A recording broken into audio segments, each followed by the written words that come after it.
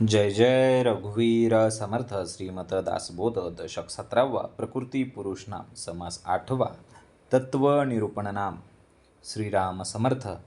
नाभीपासून उन्मेष वृत्ती तेची परा जाणी जे श्रोती ध्वनिरूप पश्यंती हृदयी वसे. जय सद्गुरू. श्रीमत दासबोधातील दशक 17वा प्रकृती पुरुष नाम आणि त्यामध्ये असलेला समास 8वा आहे तत्व निरूपण नाम. आणि या समासामध्ये समर्थ आपल्याला सांगतात की मीपणाचा शोध घेण्याचा एक विज्ञानात्मक आणि आध्यात्मिक नकाशा म्हणजे हा समास आहे.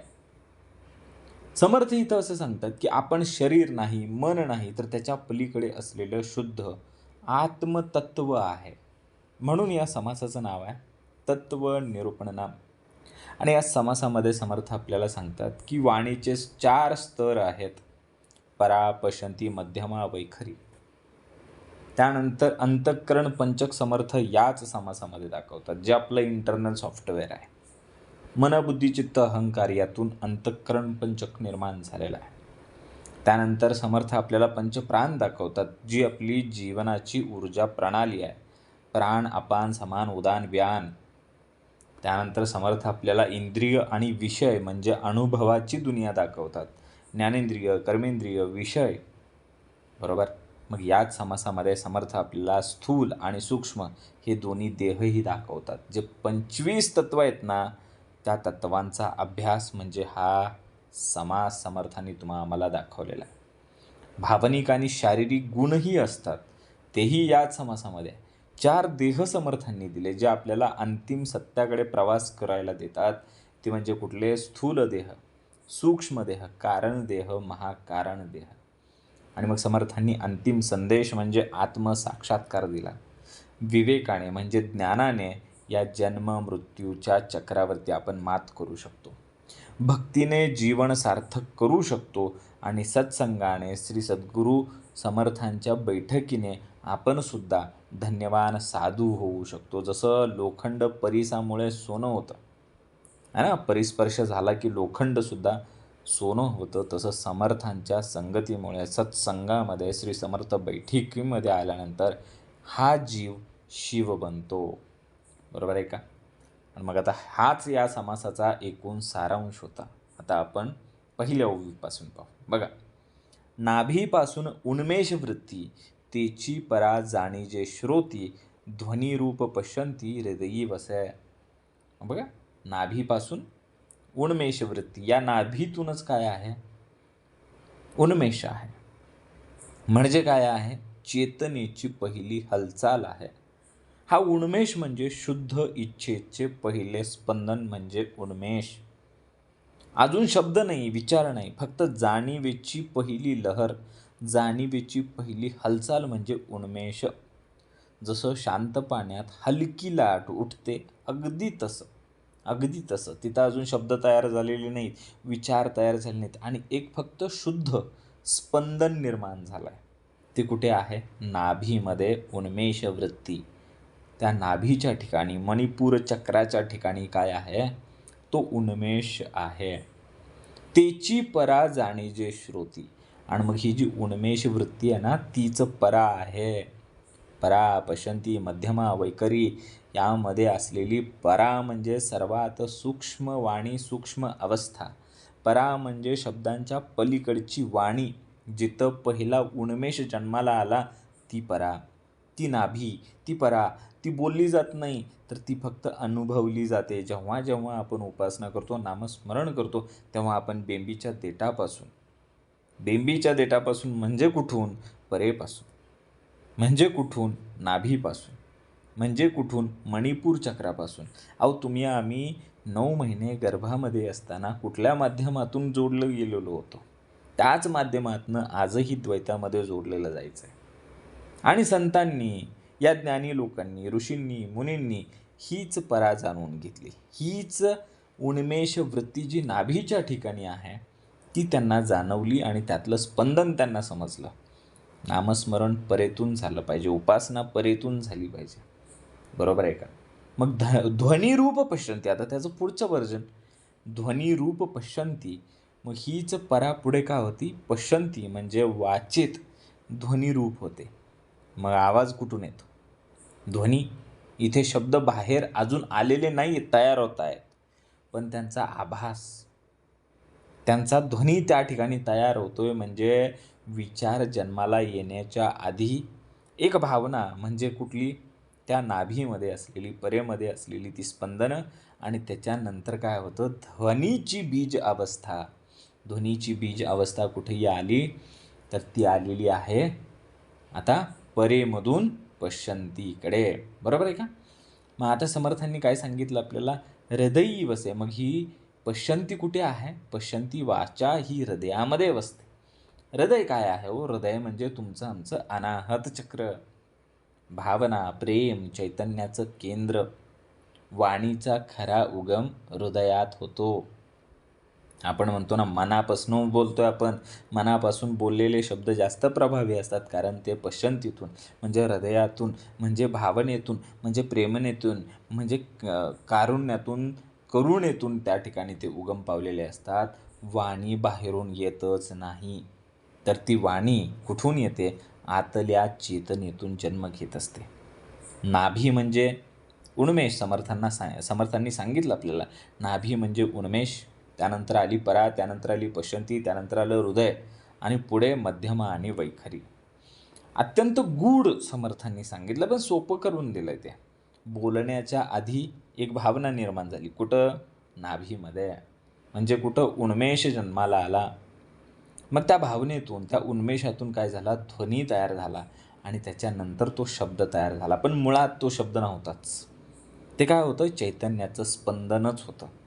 बघा ना, जेव्हा जेव्हा साधक या अवस्थेचा अनुभव घ्यायचा असतो, तेव्हा तेव्हा त्यानं लक्ष कुठं केंद्रित करायचं? श्वासावरती, नाभीवरती, हृदयावरती त्यांनी ध्यान करायचं, आणि मग विचार येण्याआधी ती शांत जागा पकडायची. मग तिथे परावाचा अनुभवता येते बरं का. बघा आता समर्थांनी कुठंपर्यंत आणलं आपल्याला? परा, पश्यंती. मग आता पुढं काय असणार आहे? कंठापासून. कंठापासून नाद झाला. मध्यमा वाचा बोलीजे ज्याला, उच्चार होता अक्षराला, वैखरी बोलीजे. समर्थांनी आधी 2 दाखवले, परा, पश्यंती. आता मध्यमा, वैखरी. मग बघा, कंठापासून नाद झाला. कंठ म्हणजे घसा, म्हणजे विशुद्ध चक्र. तिथून नाद उत्पन्न झाला, म्हणजे आतल्या भावनेच्या आत ध्वनी रूपात तो तयार झाला. आतली भावना होती ना, उन्मेष होता ना, तो उन्मेष पुढे आला. बरोबर आहे का? आणि तो उन्मेष जसं जसं पुढं आला तसा परेत आला, परेतून पश्यंतीमध्ये आला, आणि आता जेव्हा तो कुठं आला आहे? कंठामध्ये आला आहे. अजून शब्द तयार नाही झाला आहे, फक्त नाद तयार झाला आहे. नाद. कंठामध्ये नाद झाला, कंठामध्ये अजून नादच तयार झाला. व्हायब्रेशन म्हणजे नाद, फ्रिक्वेन्सी तयार झाली आहे. म्हणजे हृदयातील भावना आता बाहेर येण्याच्या मार्गावरती आहे, अजून बाहेर आलेली नाही. मग मध्यमा वाचा बोलीजे त्याला. मग या अवस्थेला मध्यमा असं म्हटलं जातं. इथे शब्द अजून तोंडातून बाहेर आलेला नाही, पण मनामध्ये स्पष्ट वाक्य तयार झालेलं असतं. मला हे बोलायचं आहे. आपण म्हणतो ना, तू मनातल्या मनात काहीतरी बोलतोयस, मनातल्या मनात आवाज येत नाही, तीच मध्यमा वाणी आहे. तीच मध्यमा वाणी म्हणजे तीच बोलतोय, काहीतरी बोलतोय, पण अजून ते आवाजामध्ये स्पष्ट रूप आलेलं नाही. उच्चार होता अक्षराला. मग आता काय झालं? जेव्हा तो नाद तोंडातल्या तोंडामध्ये होता, पण आता त्याचा उच्चार व्हायला लागला, तेव्हा त्या नादाला अक्षररूप येतं, उच्चार येतो. तो जो आतला आवाज होता ना, तो आतला विचार जो होता, तो आता शब्दांमध्ये बदलायला लागला. चेतनेचा प्रवाह आता बाह्य जगात प्रकट होणार आहे बरं का. इतका उशीर जे होतं ना, परा, पश्यंती, मध्यमा, हे इंटरनल होतं. वाचा, वैखरी. बघा आता पुढं चेतनेचा प्रवाह बाह्य रूपामध्ये कसा प्रकट होईल? तर वैखरी बोलीजे. आणि आता प्रत्यक्ष बोलण्याला काय म्हणायचं? वैखरी वाचा म्हणायचं. म्हणजे चौथी, परा, पश्यंती, मध्यमा, आणि आता वैखरी आली बघा. ही वाणी सर्वांमध्ये स्थूल आहे. परा कशी होती? सर्वांमध्ये सूक्ष्म होती. पश्यंती, मध्यमा आणि वैखरी तर सगळ्यात स्थूल आहे, कारण ते आपल्याला ऐकू येते. त्यातून आपण संवाद साधू शकतो. बरोबर आहे का? त्या वैखरीतून म्हणजे आपलं चैतन्य आता आवाज आणि शब्द बनून बाहेर आलेलं आहे. हा वाणीचा प्रवास समर्थांनी दाखवला. परेतून आला, पश्यंतीत आला, मग हृदयातील भावना, कंठातील नाद आला, मग मनातील शब्द मध्यमातून तोंडातील उच्चार म्हणजे वैखरीपर्यंत आलं. बघा ना, समजा राग आला, राग आलाय, खूप राग आला. आधी आतमध्ये ती भावना उठते परेमध्ये, मग ती येते पश्चंतीमध्ये, मग मनात काहीतरी वाक्य किंवा शिवी तयार होते, ती मध्यमेमध्ये, आणि शेवटी काय होते, ती शिवी वैखरीतून बाहेर पडते. पण लक्षात ठेवायचं, शब्द हा शेवट आहे, सुरुवात नाही. आपल्याला वाटतं इथून सुरुवात झाली, अरे नाही, सुरुवात तर आतमध्ये झाली होती. शब्द हे शेवटी बाहेर पडले, परेतून, पश्चंतीतून, माध्यमातून आणि मग वैखरीतून बाहेर पडलेला शब्द जो आहे तो शेवट आहे, अंतिम आहे, ती सुरुवात नव्हती. मग आता वाणी शुद्ध केली पाहिजे. परा, पश्चंती, मध्यमा, वैखरी या जर शुद्ध करायच्या असतील तर फक्त बोलणं बदलून उपयोगाचं नाही आहे. मध्यमा म्हणजे मनातील संवाद हा शुद्ध करायला पाहिजे, म्हणजे शुद्धता परेतून आली पाहिजे. शुद्धता परेतून आली पाहिजे. काही महाभाग असे आहेत बघा, वरवरून जय सद्गुरू, जय सद्गुरू, जय सद्गुरू चालू आहे आणि आतून मात्र एखादी शिवी हासडतायच अजून. समर्थांनी ते सांगितलं आहे. वाणी शुद्ध करायची आहे. परा, पश्चंती, मध्यमा, वैखरी. अहो कचरा काढायचा आहे. 1 मार्चला झाला ना एवढा मोठा स्वच्छता अभियानाचा कार्यक्रम झाला. तीच लोकं तिथं आली होती ज्यांची परा, पश्चंती, मध्यमा, वैखरी समर्थांनी साफ केली. तो कचरा हो, द्वैतातला कचरा समर्थांनी साफ केलेलाच आहे, पण आपला आतला कचरा साफ करणारं कोण आहे कळायला पाहिजे. फक्त बोलणं बदलायचं नाही आहे, तर संवाद बदलायचा आहे, संवाद शुद्ध करायचा आहे आणि त्याहून खोल म्हणजे भावना शुद्ध करायच्या आहेत, हृदय स्वच्छ करायचं आहे. अगदी परेपर्यंत स्वच्छता जर कुणी करून दिली असेल तर ते फक्त श्री सद्गुरू बैठकीमध्येच झालेलं आहे. कारण जसं आत आहे तसंच बाहेर आहे हे समर्थांना माहिती आहे. म्हणून मी काय बोलतो यापेक्षा महत्त्वाचं आहे मी आतमध्ये काय विचार करतो, कारण तेच बाहेर येणार आहे. कारण वैखरी ही फक्त सावली आहे, त्याची मुळं तर आहेत, परेमध्ये आहेत, पश्चंतीमध्ये आहेत आणि मध्यमेमध्ये सुद्धा आहेत. आपल्याला वरवर जे दिसणारं स्थूल रूपामध्ये आहे, पण सूक्ष्म रूपामध्ये आपल्याला त्याची काय करायची आहे, शुद्धता करायची आहे, त्याची स्वच्छता करायची आहे. बघा, नाभिस्थानी परावाचा. समर्थांनी आता ह्याचे लोकेशन दिले, ठिकाणं दिली. मग ही परा कुठे होती? नाभिस्थानी. नाभिस्थानी परावाचा, तिची ठाब अंतःकरणाचा, अंतःकरण पंचकाचा निवाडा ऐसा. नाभिस्थानामध्ये परेचा वास आहे. परेचा वास म्हणजे सर्वात सूक्ष्म बीज अवस्था कुठे आहे, तर ती आहे आपल्या नाभिस्थानामध्ये. ती शब्दरूप नाही आहे, ती शुद्ध चैतन्य रूप असं स्पंदन आहे, जिथून माझ्यापणाची एक जाणीवेची मी आहे, ही जी जाणीव आहे, जिथून स्पंदते, जिथून स्पंदन निर्माण होतं, पहिली लहर उठते, ते शुद्ध चैतन्य कुठे आहे? परेमध्ये, नाभी ठिकाणी आहे. नाभी म्हणजे शरीराचं केंद्र हो, जीवनशक्तीचा उगम, जिथून 72,000 नाड्यांचं जाळं पसरलंय ती नाभी. सर्व वाणी आणि विचारांचा उगम याच नाभीतील चैतन्यामध्ये आहे. तोची ठाव अंतःकरणाचा. मग तोची म्हणजे कुठं? तेच ते परावाचे आहे ना, तिथंच अंतःकरणाचं मूळ स्थान आहे. मग हे अंतःकरण काय प्रकरण आहे बघा. मन, बुद्धी, चित्त, अहंकार हे सगळं कुठून येतं, तर त्याचं मूळ आहे परा, शुद्ध चेतना. बघा ना, निर्वाण षटकम ज्याला माहिती आहे, मनोबुद्धी अहंकार चित्तानी नाह, पहिल्याच ओळीमध्ये शंकराचार्यांनी सांगितलं आहे, मनोबुद्धी अहंकार चित्तानी नाह, हे चौघं मिळून काय होतं? अंतःकरण होतं. म्हणजे हे अंतःकरण हे स्वतंत्र नाही, तर ते चैतन्याच्या बीजावरती उभं राहिलेलं आहे. मग अंतःकरण पंचकाचा, मग अंतःकरणाचे 5 भाग आहेत, मन, बुद्धी, चित्त, अहंकार आणि जाणीवेची मूळ शक्ती, ते स्पंदन. मग हे चौघं अधिक ते एक असं अंतःकरण झालं 5 लोकांचं, 5 भागांचं. म्हणून समर्थ त्याला म्हणतात अंतःकरण पंचक. आपण वेगवेगळं मानतो याला. आपल्याला वाटतं मन विचार करतं, बुद्धी निर्णय घेते, चित्त आठवत बसतं आणि अहंकार आहे, तो म्हणतो मी म्हणतोय म्हणून सगळं होतं आहे. पण हे सगळं मुळात एकच आहे.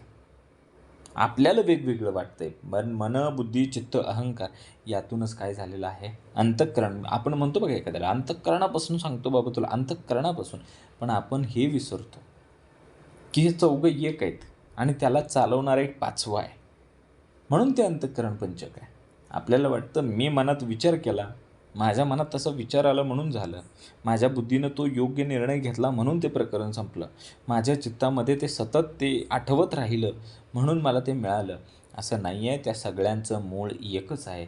निवाडा ऐसा आणि हा ठाम निष्कर्ष आहे. हाच निवाडा आहे. अंतःकरणाचं मूळ हे परावाचेत आहे. हाच ठाम निष्कर्ष आहे. मग नाभीतील परावाचा म्हणजे शुद्ध चैतन्य आणि त्यातूनच काही निर्माण झालं. मन, बुद्धी, चित्त, अहंकार. बघा आता एक सोपं उदाहरण पाहू. समुद्र आहे समुद्र. त्याला आपण आता परावाचा म्हणजे मूळ चैतन्य असं समजू. आणि त्यामध्ये उसळणाऱ्या ज्या लाटा आहेत त्या आहेत मन, बुद्धी, चित्त आणि अहंकार. मग ह्या लाटा आपल्याला वेगवेगळ्या दिसू लागल्या. पण त्या आल्यात कुठून? समुद्रातूनच. म्हणजे ती लाट म्हणजे समुद्र आहे आणि ती समुद्र म्हणजेच ती लाट आहे.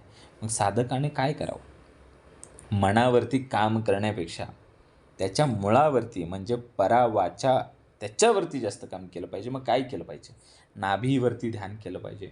श्वासाचं निरीक्षण केलं पाहिजे आणि विचार येण्याच्या आधी शांत अवस्था पाहिली पाहिजे. तिथेच अंतःकरणाचा उगम सापडतो. तेच जास्त हितवाह आहे. मन, बुद्धी, अहंकार हे खरं मी नाही आहेत. हे चौघंही मी नाही आहेत. ते फक्त चैतन्याचे कार्यरूप आहेत. मूळ मी म्हणजे कोण? मी म्हणजे कोण? तर मी म्हणजे परावाचा, मी म्हणजे शुद्ध चैतन्य, मी म्हणजेच तो शिव. आणि फक्त विस्मरण झालंय म्हणून मी स्वतःला जीव मानतोय. बरोबर? बघा आता पुढं. निर्विकल्प जे स्फुरण उगेच असता आठवण, ते जाणावे अंतःकरण जाणती कळा. ज्या ठिकाणी कोणताही विचार, कल्पना, पर्याय, विकल्प नसतो तिथे जे स्फुरण असतं, स्फुरण पाहिलं आपण, उन्मेष, हलकी जाणीव, स्पंदन, पहिली लहर म्हणजे ते स्फुरण. ही अवस्था म्हणजे शुद्ध जागरूकता, प्युअर अवेअरनेस. म्हणजे कुठं? निर्विकल्प जे स्फुरण. इथे मन नाही, इथं विचार नाही, फक्त आहे. फक्त आहे याची जाणीव. मी आहे याची जाणीव म्हणजे काय? शुद्ध जागरूकता. मन, विचार, बुद्धी काहीच नाही इथं. हीच खरी आत्मजाणीवेची पहिली झलक आहे. उगेच असता आठवण, उगेच असता. काहीच कारण नसताना अचानक काहीतरी आठवतं, अचानक काहीतरी स्फुरतं. हे मनानं केलेलं नाही, ते आपोआप सहजपणे येतं. जसं अचानक एखादी ओळ, आठवण किंवा एखादं उत्तर मनात येतं. अचानक येतं, अचानक. स्फुरण आहे, ते स्फुरण आहे. मग त्याच्यामागे काय आहे माहिती आहे का? त्या चैतन्याची हालचाल आहे. आणि ते चैतन्य कुठे आहे? नाभीमध्ये आहे, परेमध्ये आहे. तो जो कॉल आला आहे ना, तो कुठून आला आहे? परेमधून आला आहे. म्हणजे मूळ ठिकाणाहून आलं आहे. ते स्पंदन त्या ठिकाणी होतं आहे. म्हणून ते निर्विकल्प असं स्फुरण आलेलं आहे आणि त्या स्फुरणातून भगवंताची आठवण झालेली आहे. एखादी अभंगाची ओळ सापडली, एखादा हरिपाठातला श्लोक सापडला, एखादा मनाचा श्लोक सापडला. हे काय आहे? हे स्फुरण आहे. आणि कुठून आलं? नाभीतून आलेलं आहे. चैतन्याची हालचाल झाली आणि त्याच्या मागून ते स्फुरण आलं आणि त्या स्फुरणातून एखादी ओळ आली. एखादा चालू समासामध्ये असलेला एखादा भाग आपला सुटलेला आहे. पटकन आपल्या लक्षात येतं. ते स्फुरण आहे. ते जाणावे अंतःकरण. मग ते जे स्फुरण आहे ना, ते अंतःकरणातून येतं. ते काय आहे? मन, बुद्धी, चित्त, अहंकार याच्या पलीकडून आलं आहे. एक सूक्ष्म आतील जाणीव जी आहे ना, ती तुम्हाला ते स्फुरण करून देत होती. मग जाणती कळा. जाणती कळा म्हणजे काय? जाणता पाहिजे. ह्याची जाणीव करून देणारं कोण आहे? समर्थ आहेत. ह्यांनी सांगितलं. नाही आम्हाला माहीत होतं का हे कसं सिस्टम आहे? परापशंती, मध्यमा, वैखरी.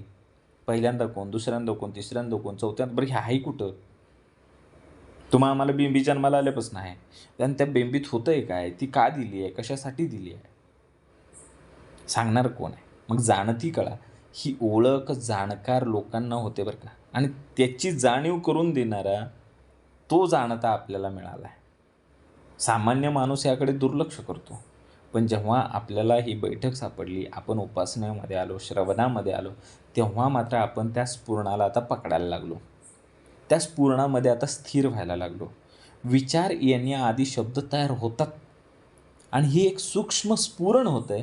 हे आत्म्याचं पहिलं दर्शन होतं की हो. किती मोठं आत्मतत्व, आत्मज्ञान, आत्मसाक्षात्कार हे समर्थांनी सगळे शब्द दिले आणि मग आता हळूहळू आपला प्रवास त्या दिशेने सुरू झाला. बघा ना, आपल्याला कधी असा अनुभव येतो का? एखादं एखादं उत्तर अचानकच सुचतं, काही नसतंय, त्याचा संबंध नसतो, अचानकच येतं ते.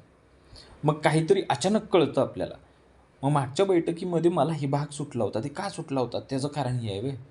हां, आत्ता मला कळलं सत्व, रज, तम हे असं असतं. आत्ता मला कळालं की शब्द, स्पर्श, रूप, रस, गंध हे काय आहे? पाऊस पडला, पावसाचा थेंब जमिनीवर पडला आणि मस्त गंध निघाला आणि मग बैठकीमध्ये सांगितलं होतं की गंध जे तत्व आहे ते पृथ्वीशी संबंधित आहे. बरोबर आहे. पाण्याला कुठे आहे गंध? अग्नीला कुठे आहे गंध?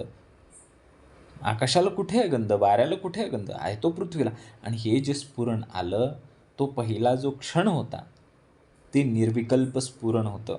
आणि ही साधनेची गूढता आहे. आणि जितकं आपण साधनेमध्ये, उपासनेमध्ये गूढ जातो ना, तेव्हा तेव्हा आपल्याला तसे तसे स्फुरण यायला लागतात. आणि या रिकाम्या क्षणामध्ये निर्विकल्प स्फुरणं दिसू लागतात. मग मन, विचार, निर्णय हे नंतर येतात. पण आधी काय येतं? आधी काय येतं? तर शुद्ध निर्विकल्प जाणीवेचं स्फुरण येतं आणि तेच खरं आत्मस्वरूपाचं दार आहे, द्वार आहे, दरवाजा आहे. बघा आता पुढं. अंतःकरण आठवले, पुढे होय नवसे गमले, करून न करू वाटले तिची मन. अंतःकरण आठवले, अंतःकरणामध्ये स्फुरण आलं, जाणीव आली, काहीतरी आठवलं, मग एखादी गोष्ट आली, है ना, विचार, इच्छा अचानक मनामध्ये आली. मग हा सुरुवातीचा स्पर्श होता, ओके होते, इथंपर्यंत सगळं ओके होतं. चैतन्याची लहर उठली, ओके होतं, स्फुरण आलं, ओके होतं. पुढं होय नवेसे गमले, मग ती जी गोष्ट आली, ती जे स्फुरण आलं आहे, ती करावी की नाही करावी, असा एक संभ्रम, असा एक द्वंद्व त्या ठिकाणी आला. द्वैत सुरू झालं, द्वैत.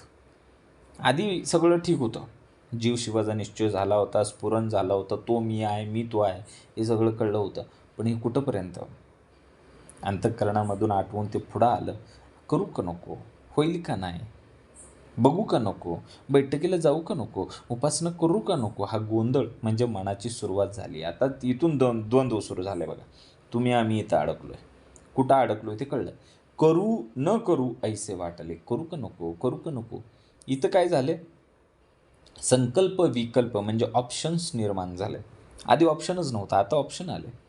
जाऊ का नको? मन आता दोन दिशेंना खेचते. ऊर्ध्वगतीला, अधोगतीला. अभ्यास करू? ऊर्ध्वगती. मोबाईल बघू? अधोगती. सत्य बोलू?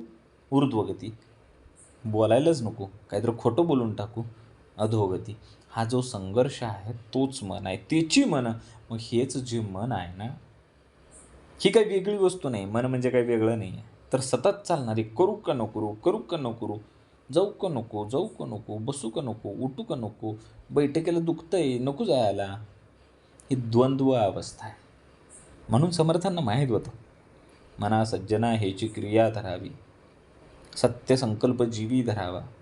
मग हे मनाला सांगायला लागलं, कारण हे मन हे द्वंद्वामध्ये अडकलं. म्हणून समर्थांनी मनाचे श्लोक सांगितले. शरीराचे नाही, देहाचे नाही, मनाचे श्लोक. कारण जिथे दुविधा आहे तिथे मन आहे आणि जिथे ठामपणा नाही तिथेही मनच आहे. मन म्हणजे काय? संकल्प विकल्पाचा प्रवाह आहे. बघा ना, सकाळी अलार्म वाजतो, उठावं की झोपावं, जाऊ दे स्नूज करून अजून 5 मिनटं झोपू, व्यायाम करावा का न करावा, राहू दे, सूर्यनमस्कार करावा की न करावं, राहू दे, उद्यापासून करू. तशी बी आता उन्हाळ्याचीच दिवस चालू आहे, ती सूर्यनमस्कार करून अजून कुठं गरमी वाढवून घेऊ. हा जो संवाद आहे ना, तोच मन आहे.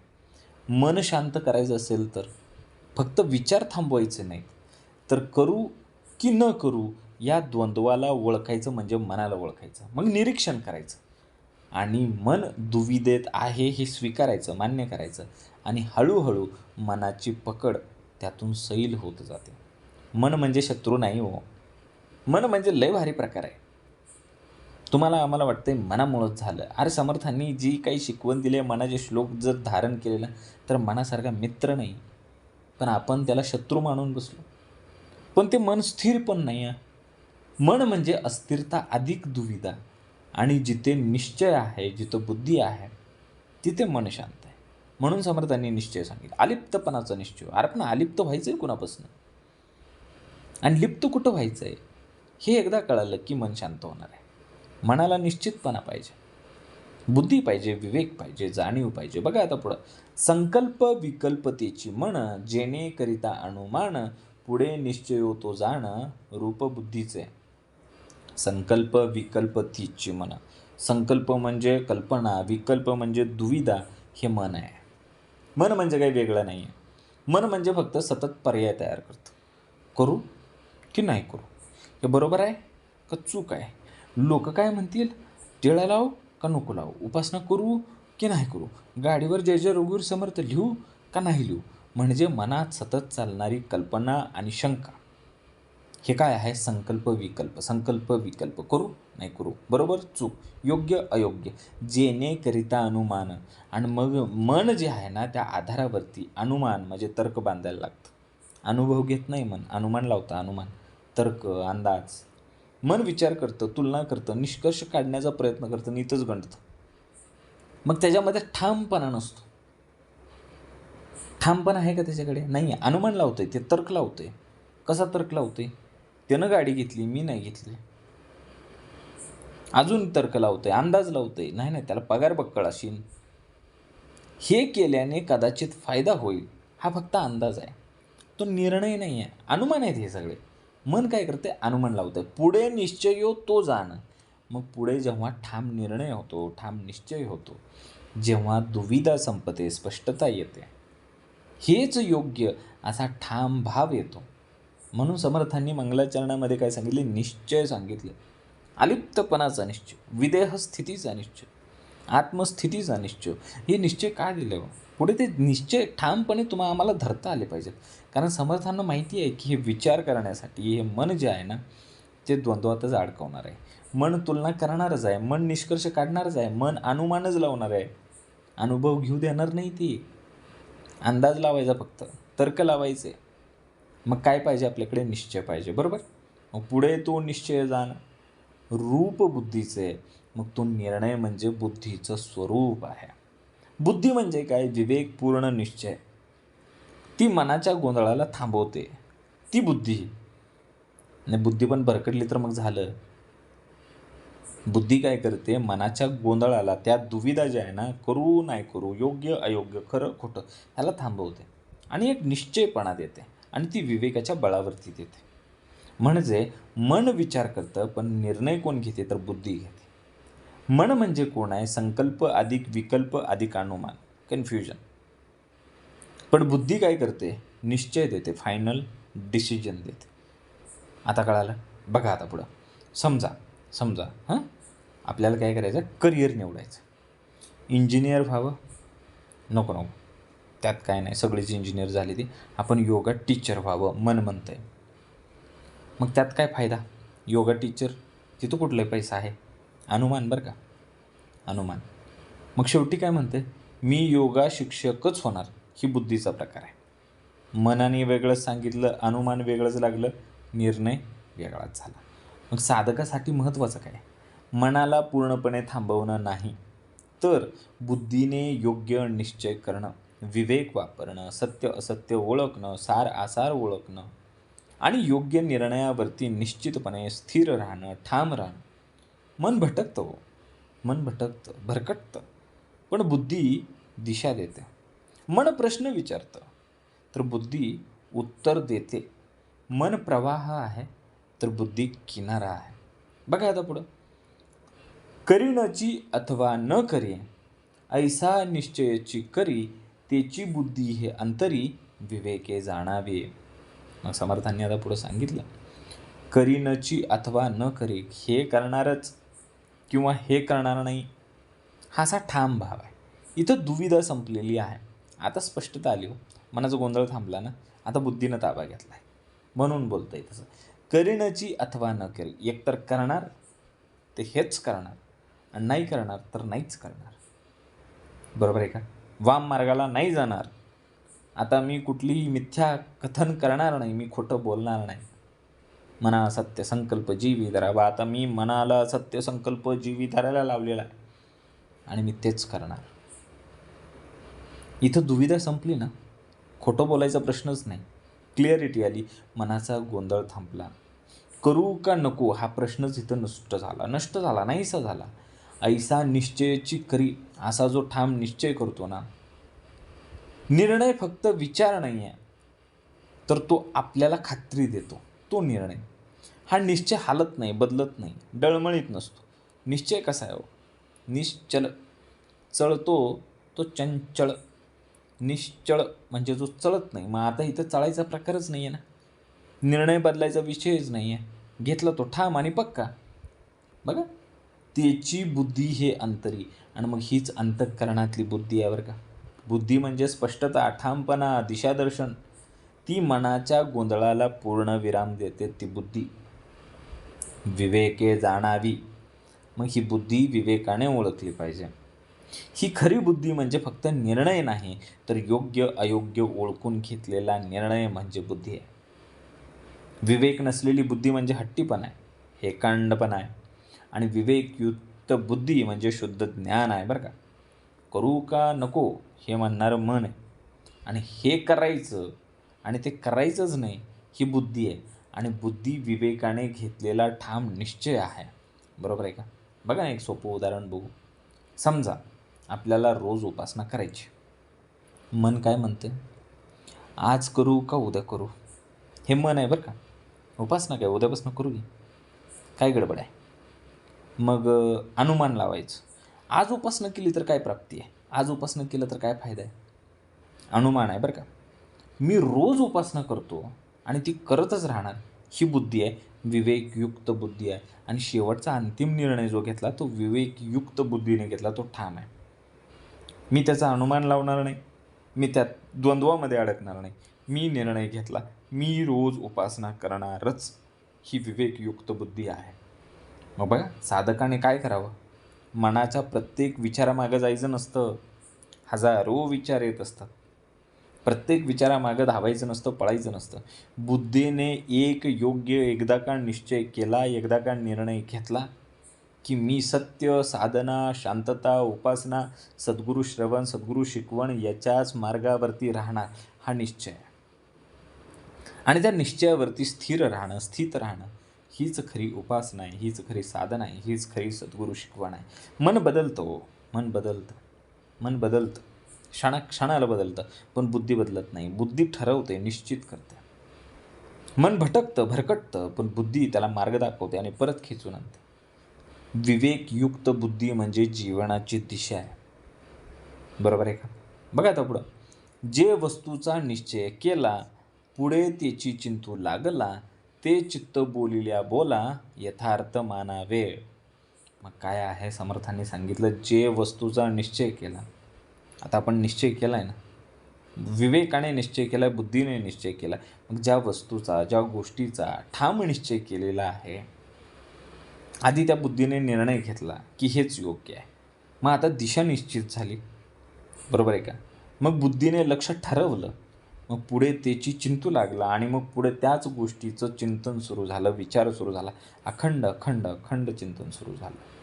मन आता त्या निर्णयावरती वारंवार जाऊ लागलं. हा निर्णय घेतला, हेच करायचं. त्याचा ध्यास, त्याचं स्मरण अखंड राहिलं. मग जे ठरवलंय तेच सतत मनात आता घोळत राहतंय, फिरत राहतंय. ध्यास लागला ना. हां, मग ते चित्त बोलिल्या बोले, आणि यालाच चित्त असे म्हणतात. चित्त म्हणजे सततचं चिंतन, ते चित्त. चित्त म्हणजे सततचं स्मरण, ते चिंतन, ते चित्त. अंतर्मनातील पकड, इम्प्रेशन म्हणजे चित्त. म्हणजे चित्त म्हणजे जिथे मन वारंवार स्थिर होते, अशा कंडिशनला चित्त असे म्हणावे. यथार्थ मानावे. यथार्थ समर्थांनी सांगितलं, हेच खरं, योग्य ते समजावं. चित्त हेच अचूक स्वरूप आहे, यात शंकाच नाही. बुद्धीने जे ठरवलं त्यावरती मन सतत चिंतन करतंय, तोच प्रवाह म्हणजे चित्त आहे. समजा आपण ठरवलं, मला यशस्वी व्हायचंय. बुद्धी, निर्णय झाला, हे करायचं, यशस्वी व्हायचं. पण सतत विचार सुरू झाला, ह्याच्यासाठी मला काय करायला लागेल, कुठं जायला लागेल, कुणाला भेटायला लागेल. हे सतत त्याचं चिंतन चालू झालं, आणि त्याच्या दिशेने त्याची पावलं पडायला लागली. चित्त ही खूप शक्तिशाली आहे बरं का, हे साधारण नाही आहे. चित्त म्हणजे काही गंमत नाही. चित्त खूप शक्तिशाली आहे. जिथं चित्त लागलेलं असतं ना, तिथंच ऊर्जा वाहते. आणि मग जिथं ऊर्जा वाहते तिथं जीवन घडतंच की हो. उत्तमाकडे जर आपलं चित्त लागलेलं असेल आणि उत्तमाचं चिंतन आपण करत असू, तर उत्तम ठिकाणीच आपली ऊर्जा जाणार आहे. आणि जिथं आपली उत्तम ठिकाणी ऊर्जा जाणार आहे, तिथं जीवनामध्ये काहीतरी आपण ऊर्ध्वगतीला, सद्गतीलाच जाणार आहे. म्हणून चित्त जर विषयामध्ये अडकलं, तर बंद आहेत, मोह आहे. बांधून ठेवलं हो, काम क्रोधे लिथाडिला. चित्त फक्त कामात आणि क्रोधात होतं, अडकून पडला. पण जर चित्त सद्गुरू चरणावरती असेल, त्या परमात्म्यामध्ये असेल, श्रवणामध्ये असेल, उपासनेमध्ये असेल, तर मुक्ती आहे, मोक्ष आहे, विदेह स्थितीचा निश्चय आहे. उत्तमाच आहे. बघा, मन विचार करतं, पण बुद्धी निर्णय घेते. पण त्या चित्ताला निर्णयावरती जीवनभर चालवणारा प्रवाह बनायला लागतो. बरोबर आहे का? बघा आता पुढे कार्याचा अभिमान धरणे, हे कार्य ते अगत्य करणे, ऐस्या कार्यास प्रवर्तने, तेची अहंकारू. बरोबर आहे का? पुढे कार्याचा अभिमान धरणे. मग एकदा का कार्य झालं की मी केलं, माझ्यामुळंच झालं. एखादं लगीन असतं, लग्नात ज्याला त्याला वाटतं माझ्यामुळंच लगीन पार पडलं. मी नसतो तर झालंच नसतं. पोरगी बघण्यापासून, सुपारी फोडण्यापासून, आचारी सांगण्यापासून, घोडा सांगण्यापासून, बँड सांगण्यापासून मॅच केले समजा. अभिमान हो. पुढे कार्याचा अभिमान धरणे.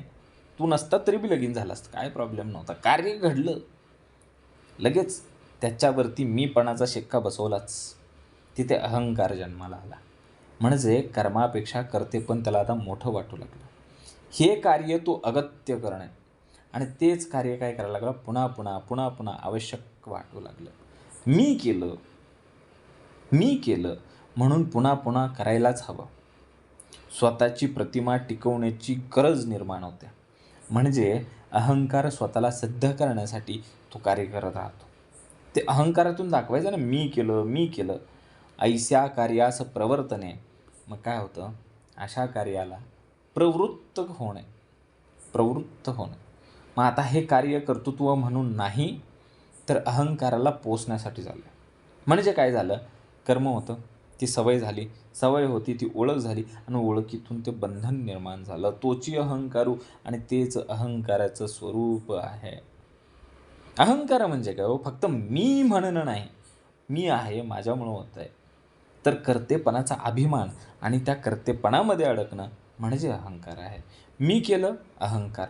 मलाच करावं लागतंय, आसक्ती. आणि मीच करणार, हा अहंकार आहे. बघा, पुन्हा श्रवण करा. मी केलं, अभिमान उठलं. अभिमाने उठे मत्सर. मलाच करावं लागतंय, आसक्ती. आणि मीच करणार, अहंकार.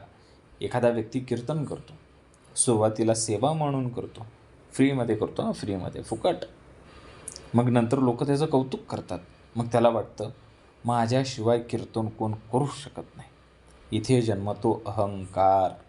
मग साधनेसाठी गूढ संकेत काय समर्थांनी सांगितला, की अहंकार कसा कमी करायचा. मी करतो ऐवजी सद्गुरू करवून घेतात आणि मी फक्त माध्यम आहे. माझ्यामार्फत स्वच्छता अभियानामध्ये मी तिथं उभा राहिलो, खराटा घेऊन, जाडो घेऊन, पावडं घेऊन, पाटे घेऊन, ट्रॅक्टरमध्ये टाकलं, ट्रकमध्ये ते कचरा टाकला. इथं सामर्थ्य होतंच. तो आला नसता तरी बी काय प्रॉब्लेम नव्हता. ते कार्य घडणारच होतं. सामर्थ्य आहे, चळवळीचे जो जे करील तयाच आहे. मी करतो ऐवजी समर्थ माझ्याकडून ते करवून घेत आहेत, असा जर भाव ठेवला आणि कर्तेपण जर सोडलं, तर मुक्तीची वाट गवसणार आहे. कर्मबंधन नाही आहे तो. कर्म म्हणजे बंधन नाही. पण मी करता आहे, हा भाव मात्र बंधनं निर्माण करतो. अहंकार जो आहे तो कर्तेपणाची आसक्ती आहे. बघा, म्हणून तर समर्थाने सांगितलं, कर्ता कोण हे लक्षण. मग कर्त्याची लक्षणं कोण आहे कर्ता हेच कळालं नव्हतं. इथं आल्यानंतर, श्री समर्थ बैठकीत आल्यानंतर कळालं. ऐसे अंतःकरण पंचवृत्ती मिळून एक, कार्यभागे प्रकार पंचक वेगळाले. मग ऐसे अंतःकरण पंचक, असे हे अंतःकरणाचे पंचक म्हणजे 5 भाग. अंतःकरणाचे 5 भाग आपण बघितले. मन, बुद्धी, चित्त, अहंकार समर्थांनी प्रत्येक ओवीमध्ये व्यवस्थित सगळं सांगितलं. पुन्हा श्रवण करा वाटल्यास. मूळ जाणीव है ना, मन, बुद्धी, चित्त, अहंकार हे 4 आहेत आणि त्याच्यामध्ये एक आहे मूळ जाणीव, ते स्फुरण, तो उन्मेष, ती चैतन्याचा स्पर्श आणि ह्या 5 जणांचं मिळून काय झालं, अंतःकरण पंचक निर्माण झालं. आपण या सगळ्यांना वेगळं समजत होतो, ते वेगळे नाहीत, ती एकच आहे. पंचवृत्ती मिळून एक सांगितलं आता समर्थांनी. या 5ही वृत्ती मिळून एकच आहेत. जरी यांचं कार्य वेगळं असलं तरी त्यांच्यामध्ये मूळ एकच आहे, ते म्हणजे चैतन्य. म्हणजे वेगवेगळे दिसणारे प्रवाह पण त्याच्यामध्ये असलेलं पाणी मात्र एकच आहे. कार्य, भागे, प्रकार, पंचक. मग कार्याच्या म्हणजे कामाच्या भागामुळे त्याचे 5 प्रकार दिसतात आणि कामानुसार त्यांची नावं बदलतात. विचार करणारं मन, निर्णय घेणारी बुद्धी, स्मरण करणारं चित्त आणि मी म्हणणारं अहंकार. पण हे सगळं एकाच यंत्रणेतून चालू आहे. मग हे वेगळे दिसत आहेत. प्रत्यक्षात एक असूनसुद्धा अनुभवात ते वेगवेगळे वाटतात, कारण कार्य वेगळं आहे. हा भेद केवळ कार्यामुळे आहे, त्यांच्या स्वरूपामुळे नाही आहे. मन, बुद्धी, चित्त, अहंकार हे वेगळे नाहीतच, एकाच अंतःकरणाच्या वेगवेगळ्या प्रक्रिया आहेत. ते जे स्फुरण आहे, तो जो उन्मेष आहे, त्यातूनच इथं काय झालं आहे, वेगवेगळ्या प्रतिक्रिया, क्रिया उमटल्यात. बघा ना, पाणी आहे. पाणी थंड झालं की बर्फ होतं, गरम झाली की वाफ होते आणि सामान्य असेल तर ती H2O फॉर्ममध्ये राहते. मग ते आहेच ना H2O. बर्फ म्हणजे काय, सॉलिड झालं आणि गरम झालं, वाफ झाली, इव्हॅपोरेट झालं, बाष्प झालं ते. मग ह्याची रूपं वेगवेगळी आहेत पण तत्त्व एकच आहे, पाणीच आहे ते.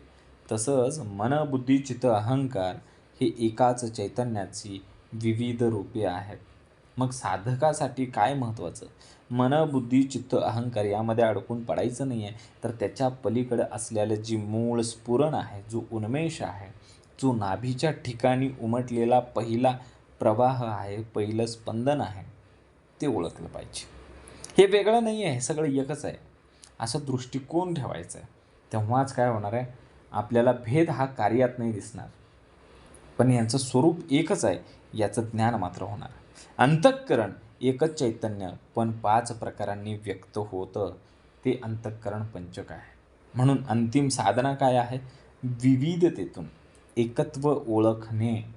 विविध कितीही असू द्या, हे 5 आहेत, अजून 10 येऊ द्या, पण ह्यांना चालवणारं एक आहे, हे कळणं खूप महत्त्वाचं. मग विविधतेतून एकत्व ओळखणं हीच तुमच्या आमच्या साधनेचं, उपासनेचं अंतिम लक्ष असलं पाहिजे. जैसे पंचही प्राण, कार्यभाग वेगळाले जाण, नाही तरी वायूचे लक्षण एकची असे. मग आता बघा, इथं आले आता 5 प्राण. जसे 5 प्राण आहेत, प्राण, अपान, समान, उदान, व्यान हे पंचप्राण आहेत. शरीरात वेगवेगळ्या प्राणशक्तीचे प्रवाह आहेत आणि प्रत्येकाचं काम वेगळं आहे. प्राण काय करतं, श्वास घेतं. अपान काय करतं, विसर्जन करतं, मलमूत्र विसर्जन आहे. समान काय करतं, पचन करतं, डायजेस्टिव्ह सिस्टीम आहे. उदान काय करतं, उन्नती करतं, उत्साहन करतं, म्हणजे कुठं कंठामध्ये आहे. व्यान जे आहे ते संपूर्ण शरीरामध्ये ऊर्जा प्रदान करतं, जे रक्ताभिसरण होतं ना आपलं, पायाच्या अंगठ्यापासून केसाच्या नखापर्यंत रक्त वर ढकलायचं, खाली घ्यायचं, वर ढकलायचं, हे जे अखंड चालू आहे ना, तो व्यान प्राण आहे. ज्याला प्रभावलय असं म्हणतात, इंग्रजीमध्ये ऑरा म्हणतात, ऑरा. बघा पुढं, कार्यभागे वेगळाले जाणं. मग या प्रत्येकाच्या कार्यामुळे ते वेगवेगळे वाटू लागतात. यांची कार्य वेगवेगळी असल्यामुळे त्यांना आपण वेगवेगळी नावंसुद्धा देऊन टाकली. पण ते खरे तर वेगवेगळे आहेत का, अजिबात नाहीत. म्हणजे यांच्या कार्यामध्ये भेद आहे, यांच्या नावामध्ये भेद आहे, पण हे वेगळे नाहीत. नाही तरी वायूचे लक्षणं, नाही तर हे सर्व वायूच आहे, हवेचं स्वरूप आहे की.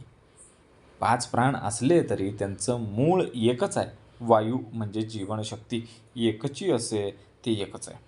विविधता दिसते. प्राण, अपान, समान, उदान, व्यान हे सगळे पंचप्राण वेगवेगळे दिसतात, पण तत्व एकच वायू तत्व. भेद हा फक्त तात्पुरता आहे, कार्यापुरता आहे. 5 प्राण दिसत आहेत, पण ह्यांच्यामध्ये आहे तो आणि तो फक्त वायू तत्वाचा, जीवनशक्तीचा एक भाग. एकच तत्व आहे, कार्य अनेक आहेत. बघा, लाईट आली आपल्या घरामध्ये, इलेक्ट्रिसिटी, पंखा चालतोय, बल्ब चालतोय, फ्रीज चालतोय, मोबाईल चार्जिंग होतोय, पाण्याची मोटर चालते, ही सगळी कामं वेगवेगळी होत आहेत. पण वीज एकच आहे ना. का मोटरला वेगळं कनेक्शन घेतलं आहे, फ्रीजला वेगळं कनेक्शन घेतलं आहे, टी व्हीला वेगळं घेतलं आहे आणि मोबाईल चार्जिंगला वेगळं, अशी 4-5 कनेक्शन घेतली का? अजिबात नाही, कनेक्शन एकच आहे. मग प्राण 5 आहेत, पण जीवनशक्ती एकच आहे ना. मग आम्ही केलं काय पाहिजे? शरीर, मन, प्राण हे आपल्याला वेगवेगळं वाटतंय, पण त्यांचं मूळ एकच आहे. साधकाने विविधतेत अडकू नये, तर त्या विविधतेमध्ये असलेल्या मूळ एकत्वाचा शोध घ्यायचा असतो. नावं वेगवेगळी, कार्य वेगवेगळी असली तरीसुद्धा तत्त्व मात्र एकच आहे. म्हणूनच काय सांगितलं आहे आपल्याला समर्थांनी?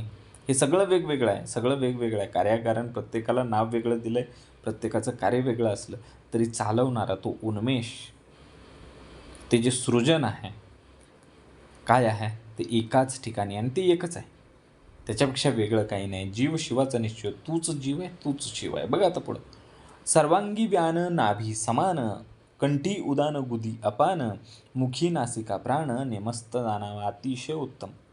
अतिशय उत्तम. समर्थांनी बघा, सर्वांगी व्यान, सर्व अंगामध्ये व्यान प्राण, नाभीमध्ये समान, कंठी उदान, कंठामध्ये उदान आहे, गुदी अपान, गुदद्वारामध्ये शिश्नामध्ये, मलमूत्र विसर्जनामध्ये अपान आहे, मुखी नासिका प्राण आणि मुखामध्ये आणि नासाग्रामध्ये आहे प्राण, नेमस्त जाणावा.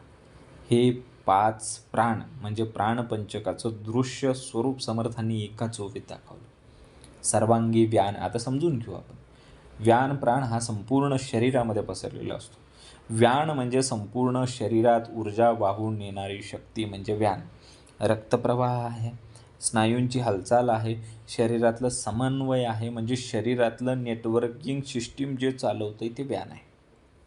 नाभी समान, नाभीस्थानी बिंबीच्या ठिकाणी काय आहे? समान प्राण आहे. समान म्हणजे जिथं आता नाभी आहे तिथं कुठली सिस्टीम आहे बघा? डायजेस्टिव्ह सिस्टीम म्हणजे पचनसंस्था संतुलित करते ना, ऊर्जेचं वितरण करते ना. आपण जे खातो त्याला ऊर्जेत रूपांतरित करणारं कोण आहे? ते नाभी आहे आणि तिथं असलेला समान प्राण आहे. आणि मग काय होते? हे जो शरीर आहे तो एनर्जीचा प्रोसेसर होतो. मग कंठामध्ये म्हणजे बघा, कंठ कुठं आहे तुमचा आमचा, ज्याला आपण घसा म्हणतो. कंठी उदान, हा जे उदान आहे ते कसं आहे? हा जो प्राण आहे ऊर्ध्वगतीला नेणार आहे, वरच्या शक्तीला नेणार आहे, उन्नतीला नेणार आहे. विचारांची उन्नती, आध्यात्मिक उन्नती जर कुठून होत असेल तर ती उदान प्राणातून होते. चेतनेला वरती नेणारी, सुषुम्नेला अजून जागृत करणारी जर कुठली एनर्जी असेल तर ती उदान प्राण आहे. मग गुदी अपान, गुद म्हणजे काय? गुदत प्रदेश म्हणजे जिथून आपण मलमूत्र विसर्जन करतो ते ठिकाण. अपान म्हणजे कसं? खाली नेणारं बरं का. उदान जे आहे ते वरती घेऊन जातं, पण अपान आपल्याला खाली खेचतं. गुद प्रदेशामध्ये असलेला जो वायू आहे तो आपल्या शरीराचं क्लिनिंग प्रोसेस आहे. मलमूत्र विसर्जन करून टाकायचं आहे. शरीरामध्ये असलेली अशुद्धी बाहेर टाकण्याचं काम जर कोण करतं तर ते अपान प्राण करतो. बघा, मुखी नासिका प्राण, आणि मुखात आणि नासिकामध्ये म्हणजे नाकामध्ये काय आहे? प्राणवायू आहे. प्राण म्हणजे काय? श्वास, जीवनाचा मुख्य स्रोत. ऑक्सिजन, श्वसन, जीवनाची ऊर्जा म्हणजे काय आहे? प्राण आहे. म्हणजे लाईफ फोर्स इनटेक सिस्टीम. तुमची आमची जी लाईफ चालू आहे ना ती फक्त आणि फक्त ह्या प्राणावरती चालू आहे. नेमस्त जाणावं आणि हेच नेमकेपणाने स्पष्टपणे समजून घ्यावं. साधकाने फक्त श्रवण करायचं नाही आहे तर त्याची अनुभूती घ्यायची. बसल्या ठिकाणी अनुभूती समर्थांनी दाखवून दिली है ना. अपान, उदान, समान, व्यान, प्राण, बसल्या ठिकाणी आम्ही आपल्या शरीराकडे नुसतं आतमध्ये डोकावलं ना तरी कळते. श्रवण करून थांबायचं नाही, त्याची अनुभूती घ्यायची आहे. मग शरीरामध्ये असलेले 5 प्रकारचे प्राण बघा पुन्हा एकदा. व्यान सर्वत्र आहे, शरीरामध्ये आहे. स्नायूंची हालचाल, रक्ताभिसरण करतो तो व्यान. समान जो आहे तो नाभी प्रदेशामध्ये डायजेस्टिव्ह सिस्टीम आहे, खाल्लेल्या अन्नाचं ऊर्जेमध्ये रूपांतर करतो. उदान म्हणजे कंठामध्ये आहे, जो उन्नतीला घेऊन जातो, ऊर्ध्वगतीला घेऊन जातो. अपान जो आहे जो गुदमार्गामध्ये आहे, म्हणजे विसर्जन, एक्सक्रिटरी सिस्टीम जी आहे क्लिनिंग प्रोसेस करतं ते आपण आहे. आणि प्राण जे आहे ते मुखामध्ये आणि नाकामध्ये आहे, ते श्वास घेण्याचं काम करतं. बघा, शरीरामध्ये असलेली सिस्टीम आम्हाला समर्थांनी दाखवलेली आहे. आणि मग योगशास्त्रामध्ये प्राणाचं महत्त्व दाखवलं आहे. श्वासावरती नियंत्रण ठेवलं पाहिजे, म्हणजे प्राणावरती नियंत्रण ठेवलं पाहिजे. आणि एकदा का प्राणावरती नियंत्रण आलं, की मनावरती नियंत्रण अगदी सहज येतं. म्हणून समर्थांनी सांगितलं प्राणायाम ही अत्यंत महत्त्वाची गोष्ट आहे, जी आम्ही रोज सकाळी केली पाहिजे. कारण शरीरामध्ये फक्त आपण म्हणतो बघा, शरीरामध्ये फक्त हाडामासाचा गोळा आहे, हाडामासाचा गोळा. अरे नाही, अजून बी काय काय आहे, अजून बी काय काय, नुसते हाडं मासच नाही आहे तिथं. तर ती प्राणशक्ती आहे आणि त्या प्राणशक्तीला चालवणारं एक सूक्ष्म यंत्र आतमध्ये सिस्टीम लावून दिलेली आहे. प्राण समजला की जीवन समजतं, म्हणून प्राणायाम करायचा. बघा आता पुढं, बोलिले प्राणपंचक, आता ज्ञानेंद्रिय पंचक, श्रोत, त्वचा, चक्षु, जिव्हा, नासिक, अशी हे ज्ञानेंद्रिय. मग आता जे सांगितले ते पंचप्राण सांगितले. अपान, उदान, समान, व्यान, प्राण, हे पंचप्राण सांगितले वरती. झालं, 5 प्रकार आपण पाहिलं. मग जी ऊर्जेची व्यवस्थापना होती, प्राण होता, ते समजलं. आता पुढं बघायचं काय, तर आता आपल्याला बघायचं ज्ञानेंद्रियाचे 5 प्रकार. समर्थ सांगतात बोलले प्राण पंचक, आता ज्ञानेंद्रिय पंचक. मग आता काय करायचं, ज्ञानेंद्रियाचे 5 प्रकार बघायचे. आधी शरीर दाखवलं, म्हणजे स्थूल रूप दाखवलं. आता बघा, इंद्रिय दाखवली, ज्ञानेंद्रिय. आता जगाशी संपर्क साधणारी साधनं जी आम्हाला ज्ञान करून देतात, ती कोणती आहेत बरं? श्रोत, त्वचा, चक्षु, जिव्हा, नासिका. मग आम्ही शाळेत असताना काय म्हणायचो, डो, ना, का, जी. डो म्हणजे डोळे, का म्हणजे कान, अजून का आले म्हणजे कातडी, जी म्हणजे जीभ. डो, ना, का, जी. आपण अशा बऱ्याच काही काही ट्रिक केलेले असतात, ज्याच्यामध्ये आपण म्हणतो श्रोत म्हणजे कान, ज्याचं काम आहे ऐकणे, शब्द श्रवण करणे. म्हणजे आम्ही श्रवणाला येतोय, श्रवणाच्या बैठकीला येतो, ते ज्ञानेंद्रिय आहे. त्या ज्ञानेंद्रियाच्या माध्यमातून आम्ही काय करतोय, समर्थांचं निरूपण श्रवण करतोय. शब्दातून ज्ञान येतंय. आणि वाईट ऐकलं तर वाईट ज्ञान येतंय, उत्तमाचं ऐकलं तर उत्तम ज्ञान येतंय. बरोबर आहे का? बघा पुढं, त्वचा म्हणजे स्पर्श. स्पर्श जाणवतो, सुखदुःखाचा अनुभव येतो आणि आसक्ती वाढते ती स्पर्शामधून. इथं संयम खूप महत्त्वाचा बरं का, अत्यंत महत्त्वाचा. चक्षु म्हणजे डोळं, पाहायचं आहे काय, कुणाचं रूप पाहायचं आहे. कारण ज्यातून आपण पाहतो त्या दृश्यातून इच्छा निर्माण होते आणि हे मोहाचं द्वार आहे. चक्षु हे मोहाचं द्वार आहे. दृष्टी शुद्ध पाहिजे. जिव्हा म्हणजे जीभ, चव घेणे, रसना म्हणतात बघा त्याला. इथं सगळ्यात मोठं आकर्षण आहे. भोगाची सुरुवात म्हणजे ही जीभ आहे, म्हणून इथं मर्यादा आवश्यक आहे. आणि नासिक म्हणजे नाक आहे, वास घेणं, स्मेल, दुर्गंध, सुगंध मनावरती परिणाम करते, वातावरणाशी जोडण्यासाठी आहे. अशी ही ज्ञानेंद्रिय, ही 5 ज्ञानेंद्रिय अशी आहेत की जगाचा अनुभव आपण या 5 दरवाज्यातून घेत असतो. प्राण शरीर चालवतं आणि ज्ञानेंद्रिय जगाशी जोडले जातात. ज्ञानेंद्रिय म्हणजे अनुभवाचे द्वार आहेत. बघा ना, घरात 5 खिडक्या आहेत, घराला 5 खिडक्या. कान आहे, आवाज येतोय. हे घर म्हणजे बघा, आपण हे घर बघायचं, आपला देह म्हणजे घर आहे. त्या घराच्या 5 खिडक्या कुठल्या आहेत? पहिली खिडकी कान म्हणजे आवाज, दुसरी खिडकी डोळे म्हणजे दृश्य, तिसरी खिडकी त्वचा म्हणजे स्पर्श, चौथी खिडकी जीभ म्हणजे चव आणि 5वी खिडकी नाक म्हणजे वास. जे आत येतं तसं ते घर भरतं, बनतं. बरोबर आहे का? जसं जसं इनपुट येईल तसं तसं त्याच्यावरती प्रोसेस होणार आहे. मग ह्या घरामध्ये काय घ्यायचं, सुगंध घ्यायचा का दुर्गंध घ्यायचा, वासना घ्यायची का की सदवासना घ्यायची, आम्ही ठरवायचं. बघा, समर्थ काय सांगतात की इंद्रिय नियंत्रण म्हणजे मन नियंत्रण आणि मन नियंत्रण म्हणजे आत्मजागृती, आत्मज्ञान. म्हणून इंद्रिय संयम हाच साधनेचा पाया आहे.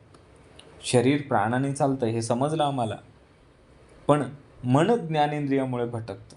मनाला काय आहे, सगळी इनपुट आहे, ते 5 खिडक्या आहेत आणि तेच मनाला भरकटवतं आणि योग्य दिशेलाही घेतं. ज्ञानेंद्रिय जिंकली की साधना यशस्वी होते. ज्ञानेंद्रियांना जिंकता आलं पाहिजे. बघा आता पुढं समर्थ काय सांगतायत, वाचा पाणी पाद शिस्न गुद, हे कर्मेंद्रिय प्रसिद्ध, शब्द सस्वरूप रूप रस गंध ऐसे हे विषय पंचक. कर्मेंद्रिय आणि विषय हे दृश्य स्वरूपामध्ये असतात, है ना. हे दृश्य आहेत. कर्मेंद्रिय दिसतंय ना, हात पाय दिसतात की नाही, बरोबर आहे का. बघा आता पुढं, वाचा पाणी पाद शिश गुदन हे पंच कर्मेंद्रिय आहेत. कृती करणारी, कर्म करणारी साधनं म्हणजे कर्मेंद्रिय. वाचा म्हणजे वाणी, म्हणजे बोललं पाहिजे ना, शब्द निर्माण केले पाहिजेत. तुम्ही बघितलं, परा पशंती मध्यमा आणि वैखरी या 4 वाणी होत्या. मग त्यातली ही वैखरी जी आहे हे बोलण्यासाठी दिली ना, शब्द निर्माण करण्यासाठी दिली ना. वाणीला उद्धारही होतो आणि वाणीमुळे नाशही होतो. आम्ही काय बोलतो हे कळायला पाहिजे. सत्य, प्रेम, संयमाने बोलता आलं पाहिजे. बघा आता पुढं, ही झाली वाचा. आता पाणी म्हणजे तुम्हाला वाटेल प्यायचं पाणी, तसलं नाही. हात आम्हाला दिलेत ना 2 हात 10 बोटे. देणं घेणं, काम करणं, भांडी घासणं, फरशी पुसणं, गाडी चालवणं, सायकल चालवणं, पिंडीचं पोतं उचलायचं, धारा काढायच्या, शान उचलायचं, गवऱ्या लावायची, सगळी कामं कशानं करतोय? हातानं करतोय. कर्म करण्याचं मुख्य साधन आहे. मग ह्यातनं तुम्ही सत्कर्म करायचं की दुष्कर्म करायचं, निवड आपली. विवेक पाहिजे, बुद्धी पाहिजे. बघा आता पाद म्हणजे पाय. चालणं, बोलणं, हालचाल ह्या पायाने श्री समर्थ बैठकीला यायचं की अन्य कुठं जायचं, आम्ही ठरवायचं आहे. आपण कुठे जातो यावरती आपलं जीवन ठरतं. सत्संगाकडे की दुर्संगाकडे, म्हणजे दुसरीकडे कुठली तरी संगत असेल तर. श्री समर्थ बैठकीकडे ठरलेल्या वारी, ठरलेल्या वेळी यायचं की बैठकीला जातोय सांगून दुसरीकडे कुठेतरी निघून जायचं, हे आमच्या पायाने ठरवायचं आहे. बघा, शिश्न म्हणजे जननेंद्रिय, म्हणजे सृष्टी निर्माण करणे, प्रजोत्पादन करणे, प्रजनन करणे याच्यासाठी दिलेले ते इंद्रिय आहे. हे अत्यंत शक्तिशाली आहे बरं का. आणि इथं जर संयम ढासळला तर अधःपतन निश्चित आहे. आणि संयम असेल तरच उन्नती आहे. मग गुद म्हणजे विसर्जन इंद्रिय, जिथून मलमूत्र विसर्जन होतं, शरीरातलं शुद्धीकरण केलं जातं, शरीराला शुद्ध ठेवलं जातं. इथं काय आहे, सोडणं हे देखील महत्त्वाचा नियम आहे. हे आम्हाला कळायला पाहिजे. सोडलं पाहिजे ते वेळेवरती. ते आम्ही थांबवू शकत नाही. ते जेव्हा सोडायचं असतं तेव्हा ते सोडायचंच असतं, ते थांबवायचं नसतं. तो एक उद्वेग आहे. हे कर्मेंद्रिय प्रसिद्ध, आणि ही 5 कर्मेंद्रिय अत्यंत प्रसिद्ध आहेत. जगात आपण जे काही करतो ते याच माध्यमातून करतो. बरोबर आहे का. शब्द, स्पर्श, रूप, रसगंध ही विषय म्हणजे इंद्रियांचे भोग आहेत. शब्द म्हणजे काय, आवाज आहे. स्पर्श म्हणजे काय, त्वचेचा विषय आहे तो, टच. रूप म्हणजे काय, दृश्य, डोळ्यांचा विषय आहे तो, काय पाहताय. रस म्हणजे चव आहे, रसना आहे, जिभेचा विषय आहे तो. गंध म्हणजे काय, वास आहे, नाकाचा विषय आहे. ऐसे हे विषय पंचक, आणि हे 5 विषय आहेत. आणि इंद्रिय या विषयांकडे आकर्षित होत असतात, धावत असतात, आणि तिथून आसक्ती आणि बंधनं निर्माण होत असतात. कर्मेंद्रिय कृती करतात आणि विषय त्याला भोग देतात. आणि या दोघाच्या मध्येच आम्ही अडकलो आहे. मोबाईल वापरणं, बघा उदाहरण आहे. मोबाईल वापरणं, डोळे स्क्रीन पाहतात, आणि त्या मोबाईलमधून येणारा आवाज काही डोळे ऐकतात का, त्यासाठी कान दिले. परत मोबाईल वापरण्यासाठी डोळ्यांनी आणि कानाने वापरता येत नाही म्हणून हात दिले. मग ते हात म्हणजे कर्मेंद्रिय, बरोबर आहे का. डोळे म्हणजे ज्ञानेंद्रिय, आणि ते जे कान आहेत ते कसे आहेत, ते शब्द ऐकतात ना. आणि मग हळूहळू आपली त्या मोबाईलच्या प्रती आसक्ती वाढत जाते. मग मुख्य तत्व काय आहे, हे जे विषय आहेत ते आकर्षक आहेत. हे कर्मेंद्रिय आहेत, त्यांना कृती करायला भाग पडतात. आणि मग ह्याचा परिणाम होतो बंधनं. अडकतो ना, अडकला. म्हणून विषयांवरती नियंत्रण, आधी कर्मशुद्ध असतील तर मुक्ती निश्चित आहे. इंद्रिय विषयांकडे कायम धावतात आणि कर्मेंद्रिय त्यानुसारच कृती करत असतात, आणि यातूनच एक संसाराचं चक्र निर्माण झालेलं आहे. बरोबर आहे का. बघा आता पुढं, अंतःकरण प्राणपंचक, ज्ञानेंद्रिय कर्मेंद्रिय पंचक, 5वे विषय पंचक, ऐसी हे 5 पंचके. मग 5 25 तत्व समर्थांनी दाखवून दिली. कुठलं दाखवलं बघा, अंतःकरण, मन, बुद्धी, चित्त, अहंकार आणि ती जाणीव. झाले. पंचकांची एकत्र रचना समर्थांनी दाखवली. त्याच्यामध्ये असलेलं अंतःकरण पंचक पहिलं, नीट श्रवण करायचं. दुसरं ज्ञानेंद्रिय पंचक, म्हणजे 5 आणि 5 10 झाले. मग परत कर्मेंद्रिय पंचक, मग ही 15 झाली. मग 5वं काय आलं, विषयपंचक आलं. आलं का? 5 5 25 आणि 5 10 15 20 असे टोटल 20 झाले. बघा आता पुढं अंतःकरण पंचक, प्राणपंचक, ज्ञानेंद्रिय पंचक, कर्मेंद्रिय पंचक आणि विषय पंचक. 5 5 25. पुन्हा एकदा मोजा. पहिलं काहीतरी गडबड होते. अंतःकरण पंचक, प्राणपंचक, ज्ञानेंद्रिय पंचक, कर्मेंद्रिय पंचक आणि विषय पंचक. 5 5 25 अशी 25 तत्व, 25 घटक आहेत आणि या 25 घटकापासून तुमची आमची निर्मिती झालेली आहे. म्हणून या समासाचं नाव काय आहे? तत्व निरूपण नाम. बरोबर आहे का? 5 × 5 किती झाले? 25 झाले. पुन्हा एकदा श्रवण करू. सगळ्यात पहिलं जर कुठलं पंचक असेल तर ते आहे अंतःकरण पंचक. मन, बुद्धी, चित्त, अहंकार अधिक एक. इनर सिस्टम, विचार, निर्णय, स्मृती, अहंकार सगळं इथंच. म्हणजे कोण? अंतःकरण पंचक. मग आला प्राणपंचक. प्राण, अपान, समान, उदान, व्यान हे सगळं काय आहे? एनर्जी सिस्टीम आहे, शरीर चालवणारी व्यवस्था. मग आलं ज्ञानेंद्रिय पंचक. कान, त्वचा, डोळे, जीभ, नाक म्हणजे जगाचा अनुभव घेणारी साधनं, म्हणजे इनपुट सिस्टम आहे. तुम्ही काय घेताय ती सगळं इनपुट इथं आहे. मग कर्मेंद्रिय पंचक ही आउटपुट सिस्टीम आहे. तुम्ही जे काही बघितलं त्यानुसार वागणार. वाणी, हात, पाय, जननेंद्रिय आणि गुदद्वार ही कृती करणारी साधनं आहेत, म्हणून याला कर्मेंद्रिय असं म्हणतात, ज्याला आउटपुट सिस्टम म्हणतात, जी स्थूल रूपामध्ये असतात. मग विषय पंचक आले. शब्द, स्पर्श, रूप, रसगंध इंद्रियाचा भोग आणि आकर्षण. एक्सटर्नल ऑब्जेक्ट्स जर कोण असतील तर हे विषय पंचक आहेत. अशी ही 5 पंचके. मग अशी ही 5 पंचके आणि प्रत्येक पंचकामध्ये 5 म्हणजे 5 × 5 25. माणूस म्हणजे अंतःकरण विचार करतो, प्राण म्हणजे ऊर्जा देतो, ज्ञानेंद्रिय म्हणजे अनुभव घेतो, कर्मेंद्रिय म्हणजे कृती करतो आणि विषय म्हणजे आकर्षणसुद्धा देतो. आणि हे सगळं मिळून काय होतं आहे? संसार तयार होतो आहे. बरोबर आहे का? अंतःकरण म्हणजे तुमचं आमचं CPU आहे. प्राण म्हणजे त्याला पॉवर सप्लाय आहे. ज्ञानेंद्रिय म्हणजे इनपुट डिव्हाइस, कर्मेंद्रिय म्हणजे आउटपुट डिव्हाइस आणि हे जे विषय आहेत ना ते इंटरनेट कनेक्शन आहे. काय डेटा घेतला आहे. मग जर सिस्टीम अंडर कंट्रोल असेल तर त्यात व्हायरस म्हणजे वासना, मोह घुसणारच आहे. मग बघा आता पुढं काय सांगितलं समर्थांनी. विषय म्हणजे मनाला आकर्षित करतात ते, मन म्हणजे कर्मेंद्रियांना आदेश देतं आणि कर्म हे संस्कार तयार करतात. शरीर, मन आणि इंद्रिय, प्राण या सगळ्यांना वाटतं की मीच करतोय, पण हे सगळं बदलणारं आहे. खरं मी या सगळ्यांच्या पलीकडे आहे. या 25 तत्वांच्या पलीकडे असलेला आत्मा कोण? कोण आहे तो आत्मा? बघा आता पुढं. ऐसे हे 25 गुण. बघितलं ना?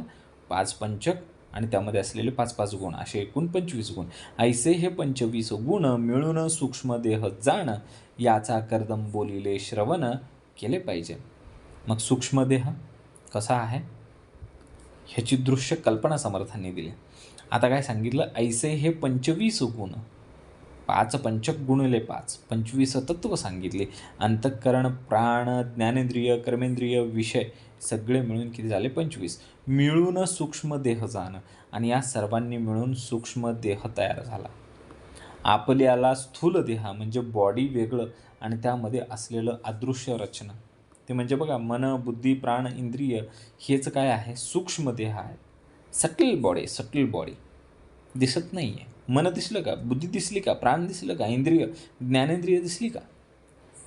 बघा मृत्यूनंतर हा सूक्ष्म देह पुढं जातो जसा आहे तसा, आणि म्हणूनच तो जन्म मृत्यूच्या चक्रामध्ये अडकून बसतो. याच कर्दमबोलीला. आणि मग हे कर्दम ऋषींनी सुद्धा हे सांगितलं. यात काही नवीन नाही आहे.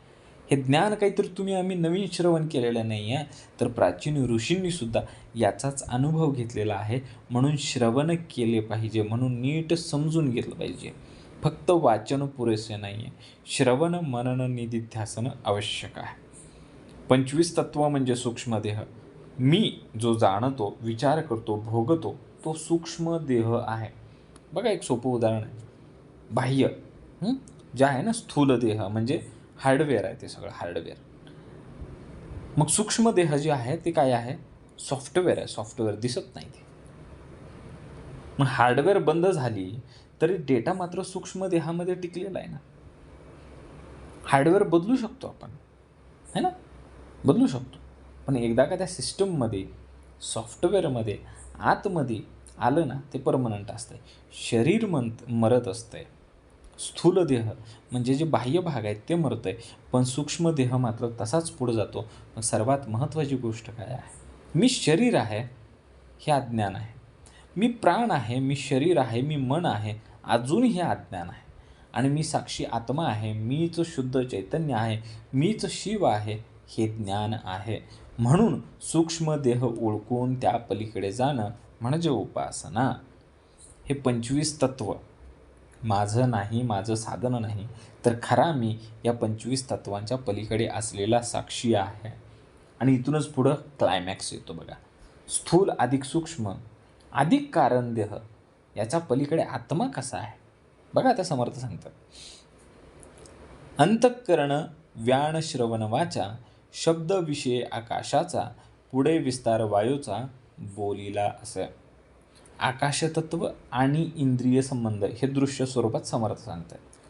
अंतःकरण व्यान श्रवण वाचा.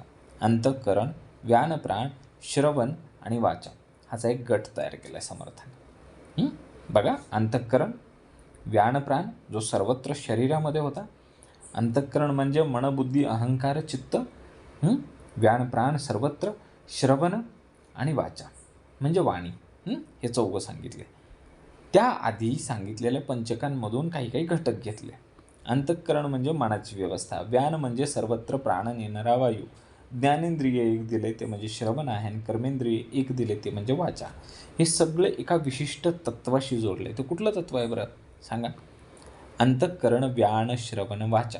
शब्द विषय आकाशाचा. शब्द विषय आकाशाचा.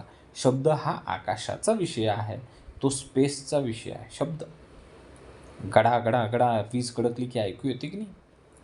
शब्द आहे तो, परब्रह्माचा शब्द आहे.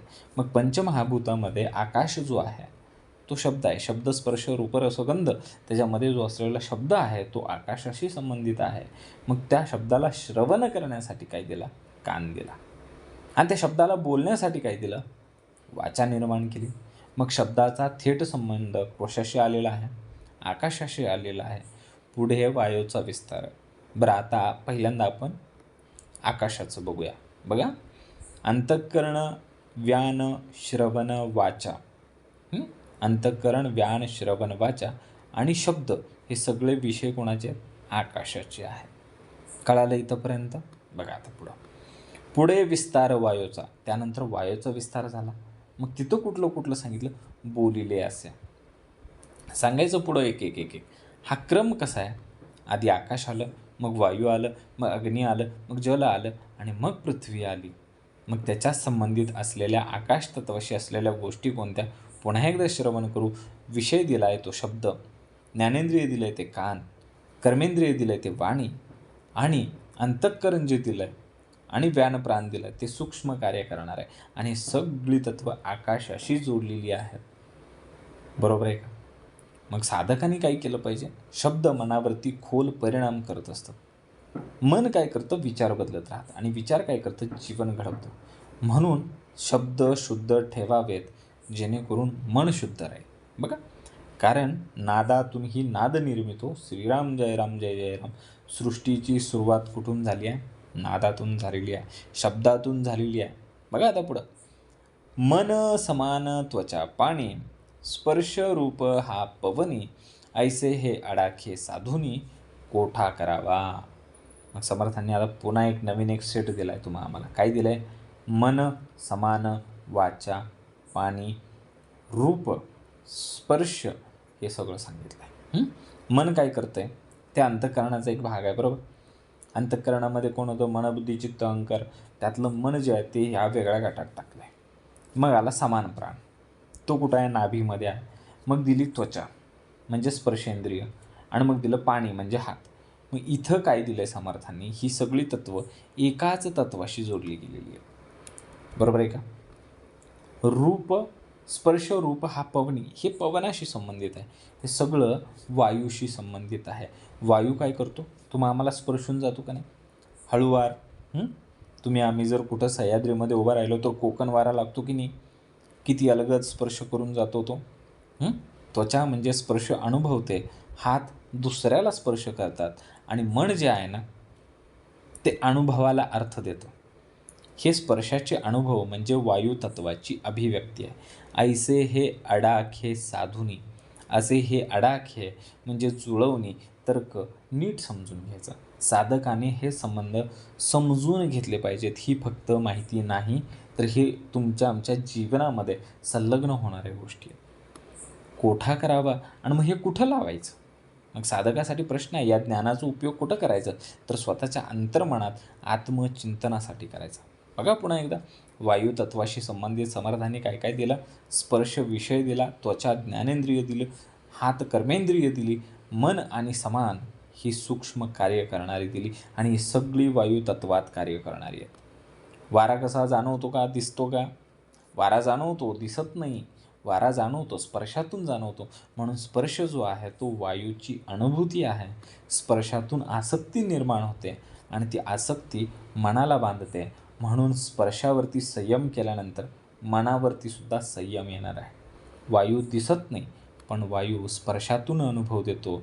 जसं वायू अदृश्य आहे, तसं सूक्ष्म देहही अदृश्यच आहे. बघा पुढं, बुद्धी उदान नयने चरण, रूप विषयाचे दर्शन, संकेते बोलले मन घालून पाहिजे. आता समर्थांनी पुढं सांगितलं, अग्नी म्हणजे तेज तत्व आणि दृष्टी यांचं दृश्य दाखवलं. बुद्धी, उदान, नयन, चरण. बघा, बुद्धी निर्णयशक्ती आहे, उदान वर नेणारी कंठामध्ये असलेला प्राण आहे, नयन म्हणजे डोळे ज्ञानेंद्रिय आहे आणि चरण म्हणजे काय आहे? कर्मेंद्रिय आहे. ही सगळी काय आहे? अग्नी म्हणजे तेजाशी संबंधित असलेली आहे. बरोबर आहे का? बघा, रूपाविषयीचे दर्शन आणि हे रूप जे आहे, जे दृश्य आहे, हे सगळी वर्णन कुणाचे आहेत? अग्नीचे आहेत. संकेते बोललेले मन आणि हे संकेतानं सूचक पद्धतीने सांगितलं. हे थेट स्पष्ट नाही आहे, पण सूक्ष्म विचाराने समजून घ्यावं लागतं. घालून पाहिजे, मग इथं मन घातलं पाहिजे ना. फक्त ऐकू नका, तर स्वतःच्या अनुभवात उतरा. हे जे अग्नी, जे तेज तत्व आहे त्याच्याशी संबंधित आहे, ते रूप हा विषय आहे. डोळा ज्ञानेंद्रिय आहे, पाय कर्मेंद्रिय आहेत, बुद्धी आणि उदान प्राण जे आहे ते सूक्ष्म रूपाने काम करतात. दृष्टी आणि ज्ञान याच्या मागे तेज तत्व कार्यरत आहे. अंधारात डोळे असतात, पण अंधारात दिसतं का? नाही दिसत ना. तेज पाहिजे की हो, प्रकाश पाहिजे. एकदा का प्रकाश आला की सगळं कसं स्पष्ट दिसतं. म्हणून हे जे तेज म्हणजे लाईट, हे दर्शनाचं मूळ आहे. बघा, समर्थांनी सांगितलं याचा खोल अर्थ बघा. डोळ्यांनी आपण रूप पाहतो, रूपाने आपल्याला इच्छा निर्माण होते आणि इच्छा बंधन निर्माण करते. म्हणून दृष्टी शुद्ध ठेवावी, तेव्हाच मन शांत राहतं. आणि हे अग्नी म्हणजे तेजच नसतं तर तिमिरातून तेजाकडे कुठं गेला असतं? तिमिरातच राहिला असता. ज्ञान झालंच नसतं, अज्ञानातच राहिला असता. दृष्टी नसती तर अनुभवच आला नसता. म्हणजे तेज जे आहे ते ज्ञानाचा प्रकाश आहे. बरोबर आहे का? बघा आता पुढं, चित्त अपान जीवा शिष्ण, रस विषय आप जाण, पुढे ऐका सावधान पृथ्वीचे रूप. समर्थ सांगतात की चित्त, अपान, जीवा, शिष्ण, रस विषय आप जाण. आता हे सगळं कोण आहे? आपतत्व आहे, म्हणजे जलतत्व आहे, यांचं दृश्य स्वरूप आहे. चित्त म्हणजे कसं आहे? स्मृती आहे, संस्कार आहे, साठवण आहे. अपान म्हणजे कसं? खोलवर नेणारी प्राणशक्ती आहे. जीवा म्हणजे काय? चव घेणारी आहे. शिष्ण म्हणजे काय? सृजन शक्ती आहे की नाही? आणि हे सगळं कुणाशी संबंधित आहे? कुणाशी संबंधित आहे? हे सगळं आपाशी म्हणजे जलतत्वाशी संबंधित आहे. रस घेणे म्हणजे चव घेणे, हे जलतत्वाचा विषय आहे. बरोबर आहे का? बघा पुढे एकदा, मग पुढे सावध होऊ नये का? आणि याच्या पुढे सुद्धा काय आहे? तर पृथ्वीचे रूप आहे. बरोबर आहे का? बघा आता पुढच्या ओवीमध्ये काय सांगितलं समर्थांनी, अहंकार प्राण घ्राण, गुद गंध विषय जाण, असे केले निरूपण शास्त्रामध्ये. मग आता पृथ्वी तत्व दाखवला आणि गंध दाखवला. अहंकार प्राण घ्राण, अहंकार प्राण, अहंकार म्हणजे मीपणा, देहाभिमान, प्राण म्हणजे कसं? मुख्य जीवनशक्ती, आणि घ्राण म्हणजे वास, नाकाने ना आपण जो काही वास घेतो, सुगंध दुर्गंध, ते ज्ञानेंद्रिय दाखवलं आणि ही सगळी पृथ्वी तत्वाशी संबंधित आहेत. गुद विषय, गंध विषय जाणं, आणि हे जे गुद आहे, जे विसर्जन इंद्रिय आहे, गुदद्वार आहे, हे गंध म्हणजे वासाशी संबंधित आहे. स्मेल, पृथ्वी म्हणजे स्मेल. ऐसे हे निरूपण. मग हे निरूपण जे आहे हे शास्त्रांच्या मध्ये, शास्त्रानुसार आहे, हे वैयक्तिक नाही आहे. ऋषीमुनींच्या प्राचीन आधारावरती, प्राचीन अनुभूतीतून, प्राचीन अनुभवातून आधारलेलं हे सत्य आहे. पृथ्वी तत्व कशाकशाशी संबंधित आहेत पुन्हा एकदा पहा. गंध हा पृथ्वीचा विषय आहे. नाक हे पृथ्वीचं ज्ञानेंद्रिय आहे. गुद हे पृथ्वीचं कर्मेंद्रिय आहे. अहंकार आणि प्राण हे पृथ्वीचं सूक्ष्म कार्य आहे. स्थूलता, स्थिरता, देहाभिमान हे सर्व पृथ्वीशी जोडलेलं आहे. डाऊन टू अर्थ म्हणते बघा, डाऊन टू अर्थ. मातीचा वास येतो की नाही, येतो की नाही. एकदा का पाऊस पडला की मातीचा वास येतो आणि तोच मातीचा जो वास येतो तो सुगंध. म्हणून पृथ्वीची ओळख काय आहे, गंध. आणि आहे का कुठं पाण्याला गंध आहे का? नाही. तुम्ही आम्ही त्यात काही कचरा टाकला तर गंध यायचा, नाहीतर ओरिजिनल पाण्याला H2O ला गंध नसतो, अग्नीला गंध नसतो, आकाशाला गंध नसतो, वायूला गंध नसतो. गंध असतो तो फक्त आणि फक्त मातीला म्हणजे पृथ्वीला असतो. बरोबर आहे का? मग हे जे अंतिम सार आहे हे काय आहे, पंचतत्व.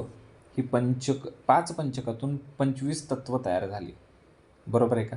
हीच स्थूल अधिक सूक्ष्म सृष्टीची रचना आहे. हे सगळं देह, इंद्रिय, प्राण, मन हे मी नाही आहे, तर मी याच साक्षी आत्मा आहे. आणि इथून पुढं खरा आध्यात्मिक प्रवास सुरू होतो. बघा, ऐसा हा सूक्ष्म देह, पाहता होईजे निसंदेह, येथे मन घालून पाहे, त्यासीच हे उमजे. मग असा हा सूक्ष्म देह आहे, 25 तत्वांचा समूह. अंतःकरण, प्राण, इंद्रिये, विषय यातून जे तयार झालं होतं ते अदृश्य रचना होती. अदृश्य, सूक्ष्म आहे ना. मी अनुभवतो, मी विचार करतो, मी भोगतो, तो सूक्ष्म देह. पाहता होईजे निसंदेह, हे पाहिल्यावरती, हे अनुभवल्यावरती जे सगळे निसंदेह, शंकाररहित, शंका राहत नाहीत, ते तत्वज्ञान आहे. आणि हे फक्त तत्वज्ञान नाही आहे, तर अनुभवाने स्पष्ट होणारं सत्य आहे. ऐकलं, शंका आली, विचार केला, थोडी समज आली, आणि अनुभव घेतला, पूर्ण खात्री झाली, निसंदेह झाला. येथे मन घालून पाहे. आणि इथे एकदा जर मन घालून पाहिलं, एकाग्रतेनं पाहिलं, तर साधकासाठी मुख्य साधन हे मन आहे. बाहेर न धावता आत वळवावं लागतं, म्हणजे अंतर्मुख होणं आवश्यक आहे. त्यासीच हे उमजे. मग त्यालाच हे उमजणार आहे, समजणार आहे. हे ज्ञान सर्वांसाठी आहे, पण समजतो तोच जो प्रयत्न करतो. म्हणजे वाचणाऱ्याला नाही, तर त्याची अनुभूती करणाऱ्यालाच हे सगळं समजणार आहे. सूक्ष्मदेह म्हणजे कसं काय? मग सूक्ष्मदेहाबद्दल कित्येक पुस्तकं वाचली, श्रवण केलं, पण कळलं काहीच नाही. तर सूक्ष्मदेह हा अनुभवातून स्पष्ट होत असतो. मन एकाग्र करून अंतर्मुख झाल्यावरतीच त्याला सत्य उमगणार आहे. साखर किती गोड आहे, गुळ किती गोड आहे, हे कितीही वर्णन केलं तरी कळत नाही. त्यासाठी चाखावा लागतो, खावा लागतो. तसंच आहे सूक्ष्मदेह आणि आत्मज्ञान ह्या अनुभवाशिवाय कळत नाही. श्रवण केलं, ऐकलं, मनन केलं, विचार केला, निधिध्यासन केलं, अनुभव घेतला. या तिसऱ्या टप्प्यामध्ये मन आत वळतं, सत्य स्पष्ट होतं. सूक्ष्मदेह आहे हे समजणं पहिला टप्पा, त्याचा अनुभव घेणं हा खरा टप्पा. आणि अंतर्मुख झाल्याशिवाय अध्यात्म समजत नाही. अध्यात्म म्हणजे आतमध्ये, म्हणजे अंतर्मुख.